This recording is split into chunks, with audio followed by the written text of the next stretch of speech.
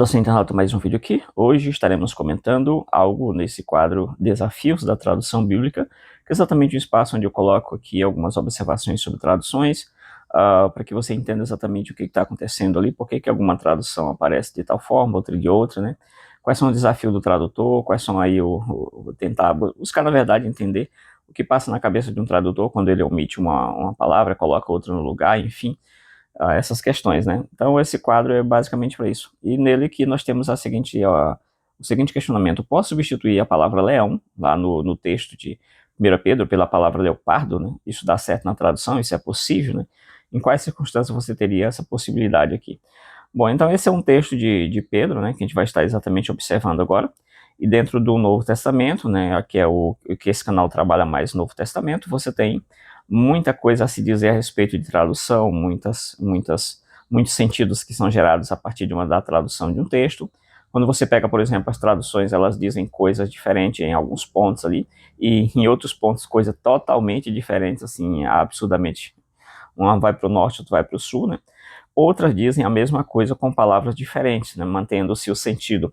Outras se mantêm fiel extremamente aos originais, né, aquilo que está no texto, e no texto tiver 3 palavrinhas, então você traduz ali relativamente 3 palavrinhas ali, mantendo ali, às vezes gasofilácio, que é uma coisa que a pessoa vai saber o que é um gasofilácio, né? A pessoa não vai saber o que é isso.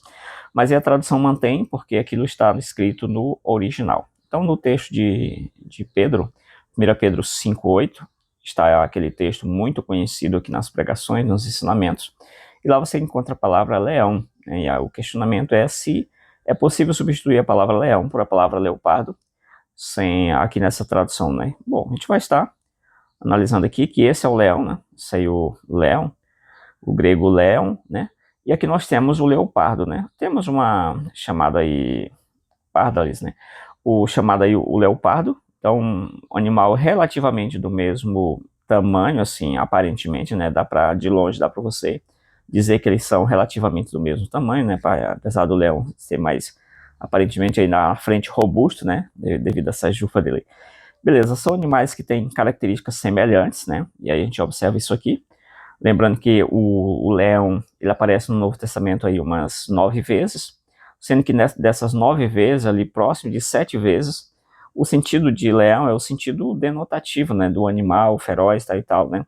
E ali, talvez umas 2 ocorrências, você encontra a palavra leão no sentido mais conotativo, né? Que é o sentido mais figurado, né? Ou seja, Deus fechou a boca do leão. Quando Paulo fala isso, ele não está ali numa cova de leões, né? Ele está falando de situações complicadas, né? Então, leão, naquele sentido, foi colocado, né? A ideia ali é exatamente o sentido conotativo da questão. Não o sentido literal, né? Mas o sentido mais abstrato daquilo, né? De aplicação, de comparação ou qualquer coisa do tipo. Metonímica, enfim. Bom, aqui nós temos a seguinte questão. Já ir direto para o texto. O texto que nós temos aqui é exatamente que eles sejam sóbrios e vigilantes, né? A ideia de estar sóbrio envolve também a ideia de não estar bêbado, né? De estar percebendo a realidade. E ainda tem um reforço do vigilante, né? Que tem uma estrutura de um imperativo, né? Então, sede sóbrio e vigilante. Qual é a razão dessa sobriedade, dessa vigilância? Por que deve haver essa questão? O inimigo de vocês é o diabo, né? Ou seja, o inimigo de vocês, que é o diabo aqui ele está numa situação apositiva em relação ao inimigo. Quem é esse inimigo? O diabo, né? Ele anda em derredor, né? Em derredor. E aqui nós temos aquele velho erro de se pensar que, pegando, por exemplo, Salmos, né? Que diz ali, o anjo do Senhor acampa ao redor. Então, como aqui aparece derredor, a pessoa conclui que o anjo do Senhor está rodeando o crente ali no seu redor, e o diabo está depois dali em outro círculo, né? Em outro círculo ali, o derredor. Mas redor e derredor não há diferença, que pelo menos eu nunca percebi por onde já estudei, né? Essa questão que, quando coloca redor e derredor, mais ou menos a mesma coisa, tá? Então, nesse sentido do Novo Testamento, o diabo anda ali ao derredor, como leão, né? Inclusive, em algumas traduções aparece redor em vez de derredor. Então, o diabo, né? Esse inimigo, o inimigo de vocês, ele anda em derredor como leão que ruge, né? Veja bem que o Apocalipse diz que Jesus é o leão da tribo de Judá, né? O texto bíblico fala isso, e aqui quem ruge é o inimigo, né? Então, Jesus é o leão. e quem ruge é exatamente o Satanás aqui. Então tem essa questão. Então quem ruge procurando alguém para tragar, né? E aí nós temos o texto grego, eu trouxe aqui mesmo só para alguém acompanhar e quiser ler, né? O Diabolos, o leão, né? E por aí vai, aqui o de andar rodeando, né? E aí ele está buscando alguém para tragar, né? Para engolir, para comer, para devorar totalmente. Rotídicos, né? Que o rotídicos é exatamente o inimigo, né? Ele está aqui com artigo, né? Articulado. E aí nós temos o inimigo de quem? Rimon, né? O inimigo, o vosso inimigo, né? A ideia de o inimigo de vocês.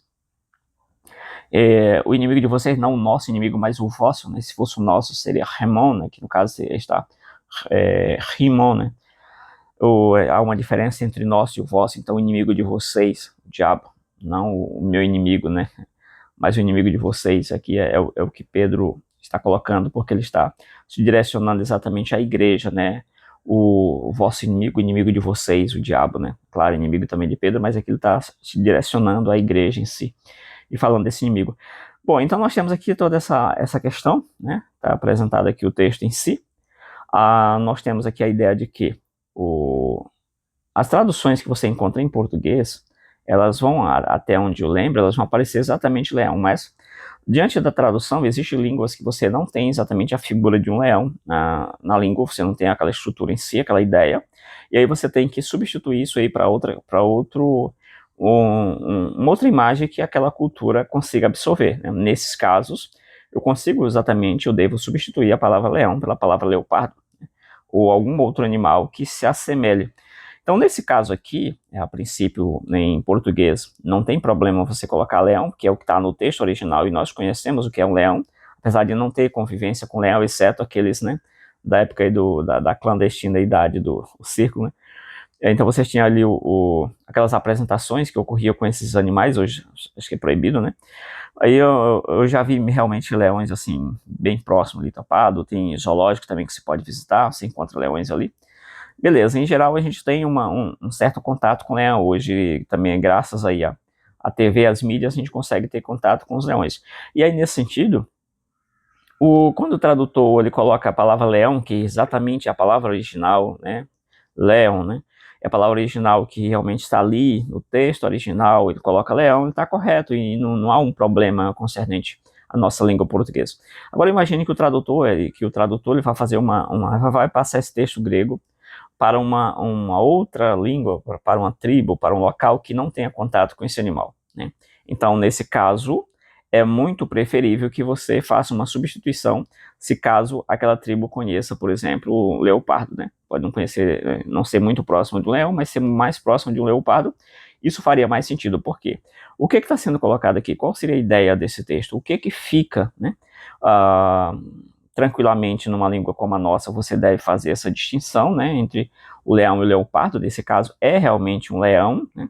Porém numa língua que não tenha muito esse arcabouço aí, é preferível que você faça essa adequação, né, e aí você vai aproximando para outros animais a ponto de não deixar que venha perder o sentido. Por exemplo, você não pode dizer que isso aqui é uma raposa, né? Você não pode dizer que isso aqui, sei lá, é um papagaio, uma coisa, não faz sentido.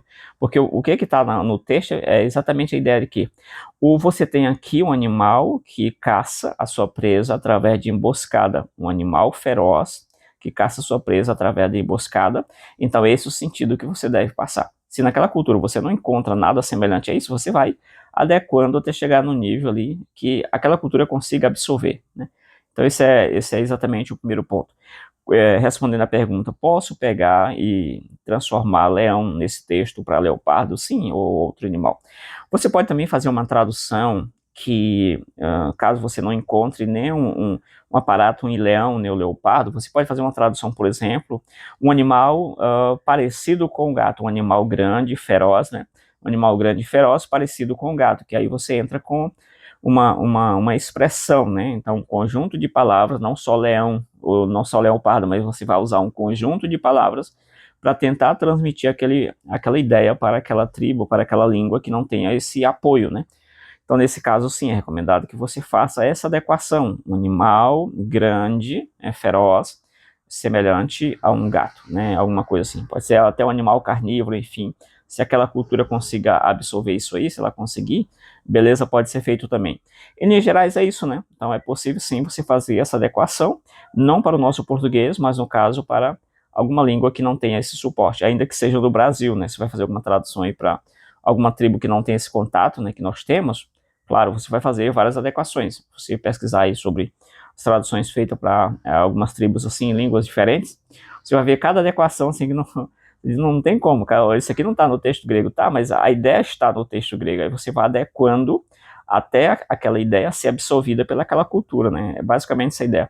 Espero que você tenha gostado aí dessa observação aqui, era só mesmo uma observação concernente a essa parte de tradução, as dificuldades que você tem. Você não vai traduzir uma coisa para uma língua que a pessoa não vai conseguir absorver aquilo, não tem uma imagem sobre aquilo. Então fica bem difícil, fica uma linguagem truncada ali, difícil de ser absorvida. E isso aí é complicado, né? Mas basicamente isso. Obrigado por ter chegado até aqui, né? Se gostou, comenta aí se gostou dessa explicação, dessa observação, né? Se você já prestou atenção nessa questão das traduções, o tanto que o tradutor ele tem um papel fundamental nessa tradução, ele tem um impacto muito grande sobre ela, as escolhas que ele faz vão refletir exatamente na forma como você vai ler o texto, né? Então tem essa questão, além dos vários textos gregos que você tem, os vários textos hebraicos, você tem também o papel do tradutor aqui na tradução, que as escolhas que ele faz, a interpretação que ele faz de cada coisa, vai impactar exatamente a interpretação que você vai ter aqui da língua que você está lendo o texto bíblico. Então, é isso aí. Mesmo assim, não se deve ficar criticando os tradutores, porque isso é uma forma irresponsável, né? Os tradutores fazem um trabalho brilhante. Claro, aqui e ali vão errar, porque é muito comum você fazer uma tradução e você errar muita coisa nela ali, né? Mas basicamente isso. Hoje em dia você traduz mais por comissões, né? Então muita gente está trabalhando ali, né, no texto aí. Então você tem mais uma perícia maior. Mas mesmo assim não isenta de erros, né? Espero aí que eu tenha ajudado aí alguém com essa informação, com esse quadro aqui. Obrigado por ter chegado até aqui. Valeu, fui. Comenta aí se gostou ou não gostou.